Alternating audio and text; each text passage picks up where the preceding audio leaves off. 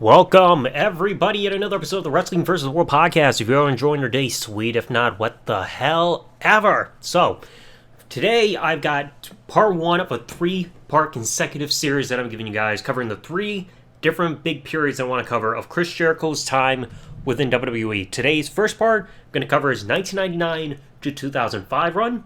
Part two, I'm going to cover his time from 2007 to 2010. And then part three, I'm going to cover 2012 up until his final appearance in 2018. So I'm going to try to go through everything I can. I'm sure I'm going to miss some things from time to time, but you know what? I can only say so much without taking this episode going on forever. But anyway, let's get us started. So as we all know, in 1999, Chris Jericho had departed from WCW. He was unhappy with the company. He saw that there was a glass ceiling he wasn't going to hit, and shortly after his final match that he had with WCW, vignettes started airing in the WWF with this whole Millennium Countdown clock saying countdown, new millennium, like this whole countdown shit going on to hype up this debut of a new superstar. And finally the clock would run out on the August 9, 1999 edition of Raw is War. During The Rock's promo, Jericho would come out, you see his name on the Timetron, crowd would give a massive pop, and for the very first time Jericho would say the words, "Welcome to Raw is Jericho!" And despite his debut, The Rock would also have a verbal back and forth sparring with him. And one of the other notable promos that you also remember as well during this was Jericho was talking shit about the company, saying that attendance and interest and numbers were down, which was a bunch of bullshit. I mean, he could have just said that's how you could describe how WWE is today, but not in 1999. One of Jericho's other promos you probably remember was him interrupting Undertaker's promo with The Big Show. Undertaker was rambling on about motorcycles and snakeskin booze in the desert and all that shit.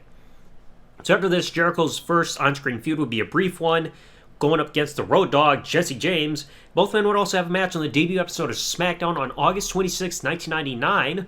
And I'm talking about the debut, not the pilot that we saw a few months prior. But in August 1999, and the match would end in disqualification after Jericho powerbombed the Road Dogg through a table to conclude the match. After this, Jericho's next feud would then go on to be against Ken Shamrock. And they would also kind of do a bit of a thing where Jericho had Howard Finkel in his corner, kind of a bit of a parody with the whole thing with having Ralphus in his corner back with WCW, just have a little fun there. But then Jericho would get rid of Howard Finkel and align with Mr. Hughes going against Ken Shamrock.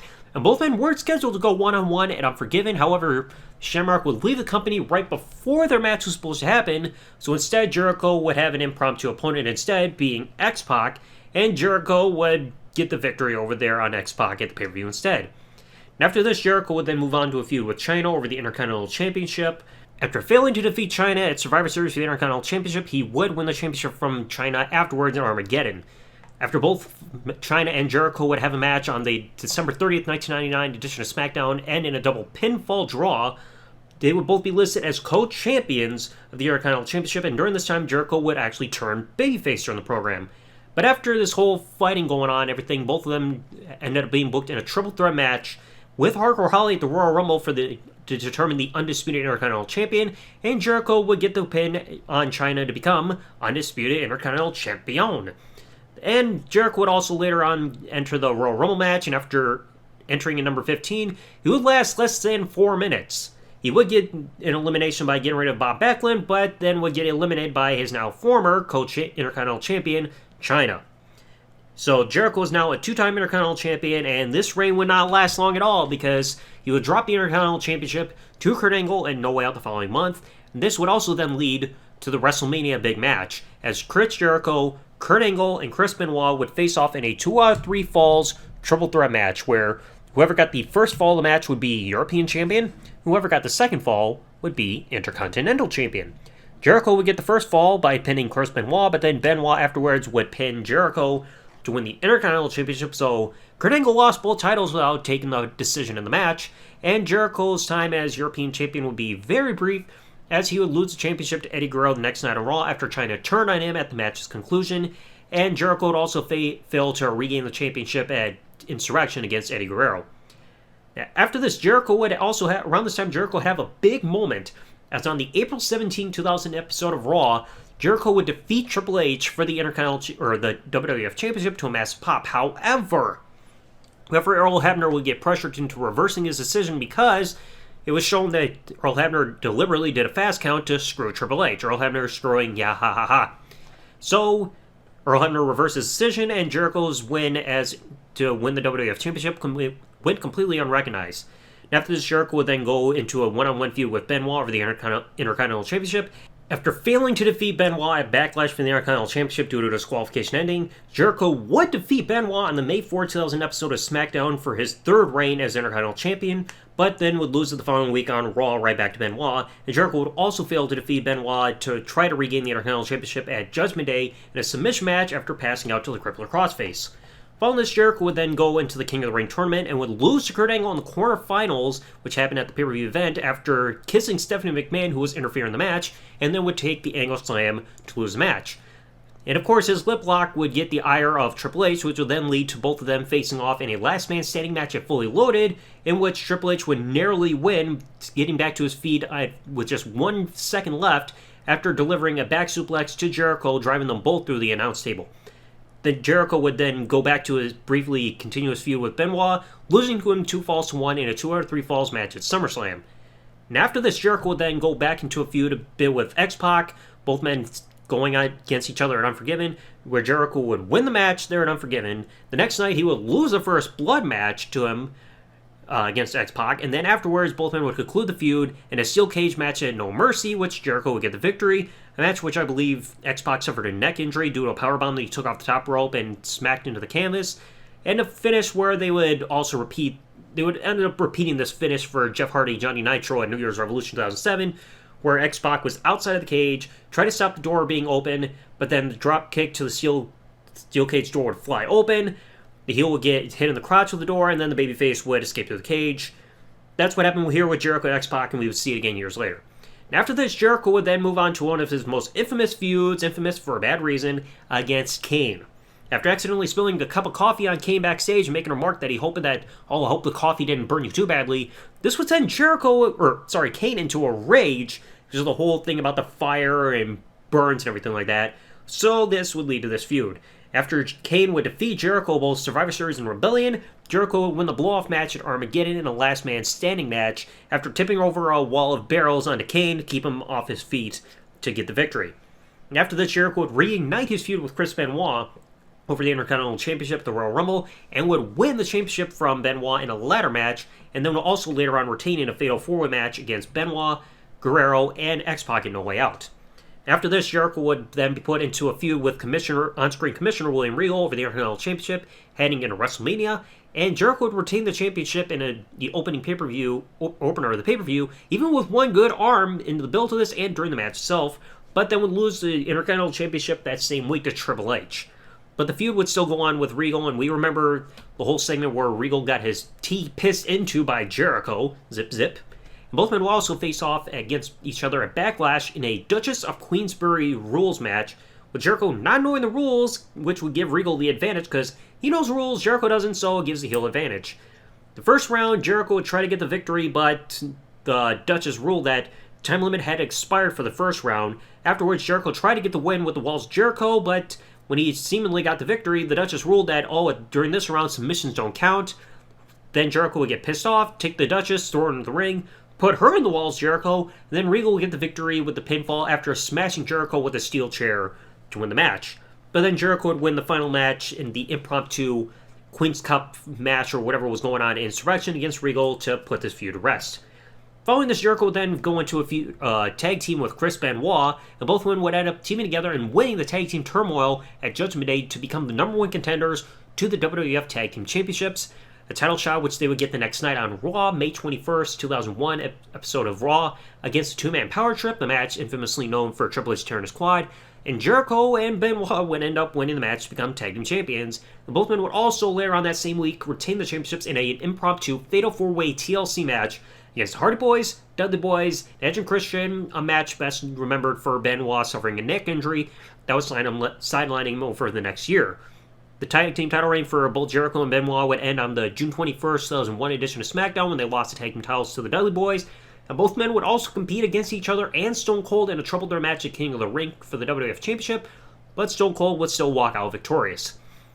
Now, after King of the Ring, the whole invasion storyline was going on, taking place, and Jericho would side with the WWF during this storyline.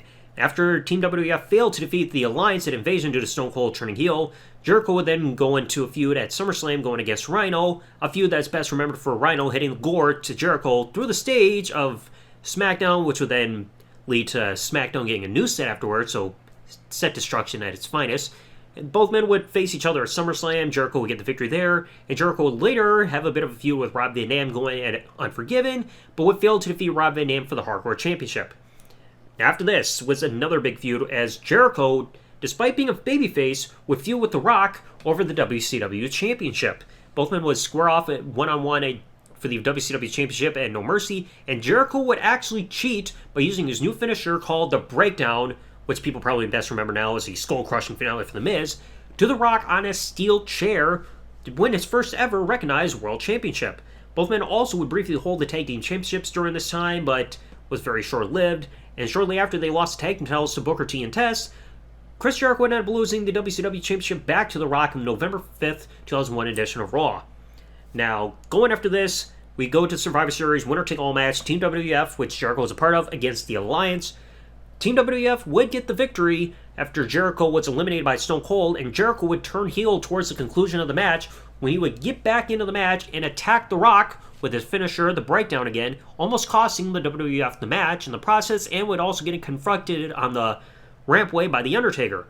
After this, Jericho would go on his big heel run, because then in the League of Vengeance, we would get a 4-man tournament to unify the WWF and now World, formerly WCW Championships, for a 4-man tournament over Stone Cold, who was the WWF Champion at the time, Chris Jericho, Kurt Angle, and The Rock, who was the World Champion at the time. So whoever was the World Champ holding both of those titles at the finals of the match, of the pay-per-view, would face each other to unify the titles. After Jericho hit the rock bottom to pin The Rock to win the World Championship, he would later defeat Stone Cold that same night, thanks to interference by Booker T, to become undisputed champion. Then afterwards, Jericho would retain his championship against The Rock at the Royal Rumble and Stone Cold at No Way Out, before then losing his championships to Triple H at WrestleMania with the controversial build about Jericho looking like a third wheel, because the whole program was more focused on Triple H and Stephanie than Triple H and Jericho. Afterwards, the shocking thing would be Jericho would not have a match at Backlash despite recently being world champion. He would cut a promo at the pay-per-view and would later lose the feud to Triple H at Judgment Day inside Hell in a Cell, a match also best known for Tim White's career being shortened after getting driven inside of the cell and throwing out his shoulder. Now, Jericho would then take part in the King of the Ring tournament and would lose in the semifinals match to Rob Van Dam, which would end up being the opener of the pay-per-view. Then afterwards, going into Vengeance, Jericho was having a feud with Edge, which was going to culminate in a match in the pay-per-view, but plans changed after Edge won the Tag Team Championships with Hollywood Hulk Hogan. So instead, Jericho would then face John Cena at the pay-per-view in a losing effort. So yeah, he lost to the new guy in the new guy's pay-per-view debut. Now, during this, Jericho was drafted over to SmackDown in the draft, but then got sent back over to Raw after the pay-per-view, and would then go into a feud with Ric Flair, which would see Flair get the victory over Jericho in their pay-per-view match at SummerSlam. And then on the September 16, 2002 edition of Raw, Jericho would win the Intercontinental Championship from Rob Van Dam, making him a 5-time Intercontinental Champion, and then would later retain the championship at Unforgiven against Ric Flair. Now, after losing the championship back over to Kane in the Lead to No Mercy, Jericho would then form a feud with Christian and would win the Tag Team Championships from Kane and Hurricane. Yeah, but on the October 14, 2002 edition of Raw. And this tag team title reign would end at Armageddon in a fatal 4-way elimination tag match, which included the Dudley Boys, William Regal and Lance Storm, and Booker T and Goldust. Now, the next feud that Jericho would go into would be against Shawn Michaels, which started building before Royal Rumble. They started telling the story about Jericho idolizing Shawn Michaels, but he wanted to step out of the shadow and prove that he's better than his idol. So both men would try to interact at the Royal Rumble, where Shawn Michaels would enter the match at number 1, and Jericho chose his number to be at number 2, but that was a whole setup for Jericho to sabotage Shawn Michaels, blow him up, and quickly eliminate him.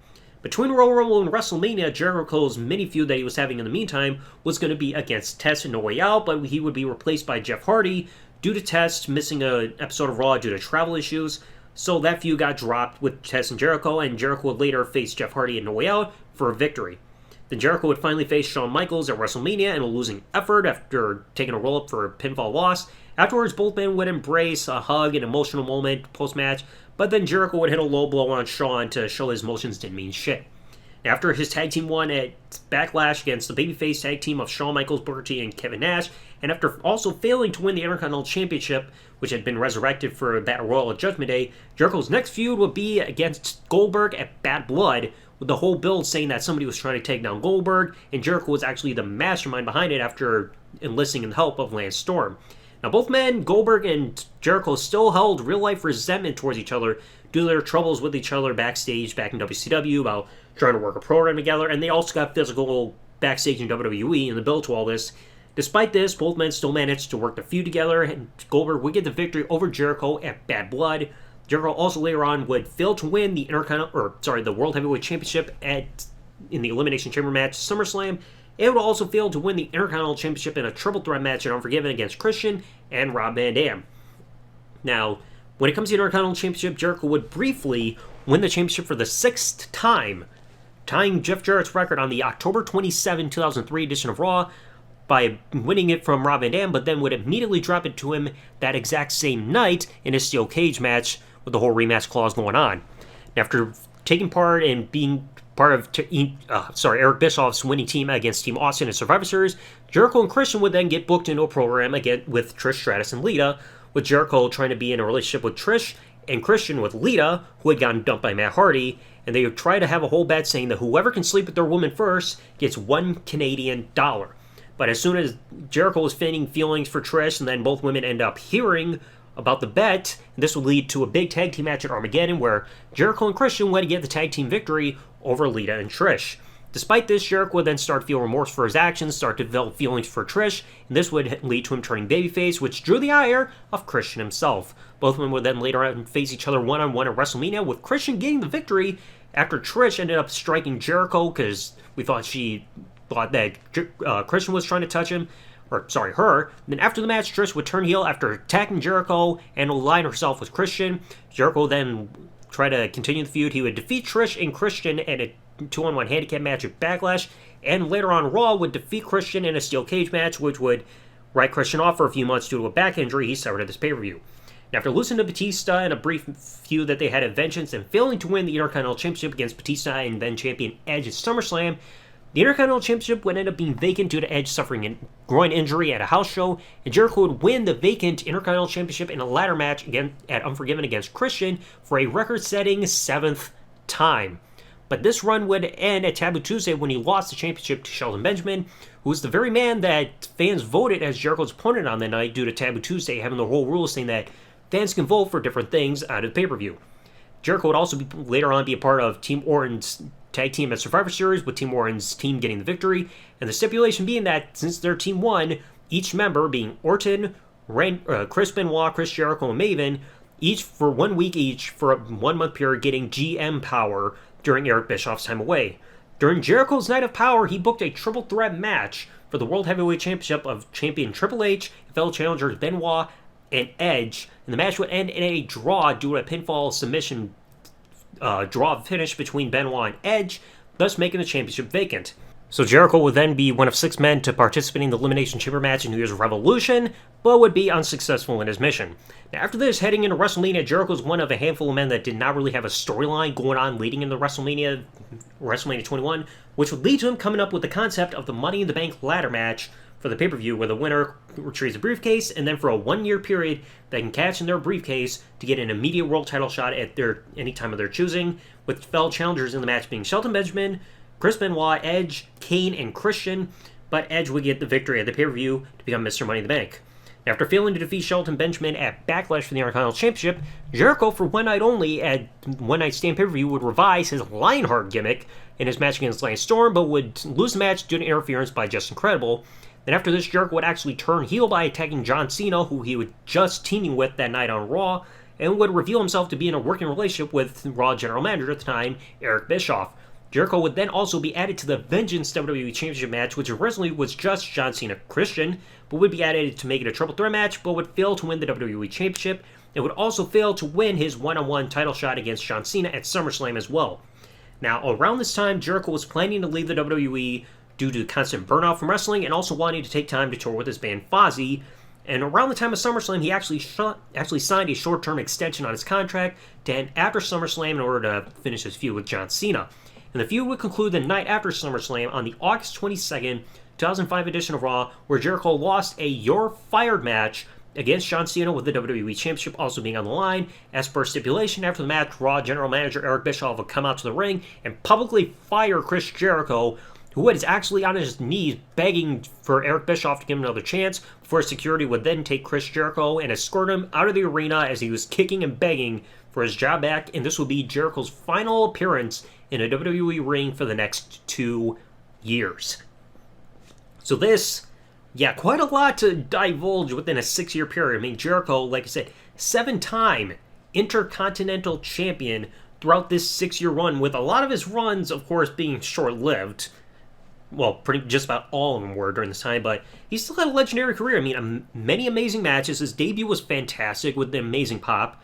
Classic promos. Some feuds you could say hit or miss, like the one with Kane and everything, but this was a fantastic run for Jericho, even if he did have heat at the beginning because there was stuff about him not getting along with China and having heat with Triple H because of that and everything like that. But if I had to give Jericho a grade for his time, I would actually have to say a B+, because two things still kind of drag it down a little bit. His booking as WWF champion, because like I mentioned that with the whole build to WrestleMania 28, because like his undisputed title run, and the fact that all of his Intercontinental Championship runs were very brief, it kind of weighs it down just a little bit. But I mean, this was still a fantastic run. If they eased up on those two criticisms that I got there, I would have given him an A. Because again, like he had so many classic moments, but those two things, for me personally, kind of weigh his grade down for how I feel about his run. But that is going to conclude it for part 1 of this 3-part series. Next episode, I'm going to cover his time from 2007 all the way up until he departed again in 2010. And then part 3, I'm going to go from his part-time appearances starting in 2012 up until we last saw him in WWE in 2018.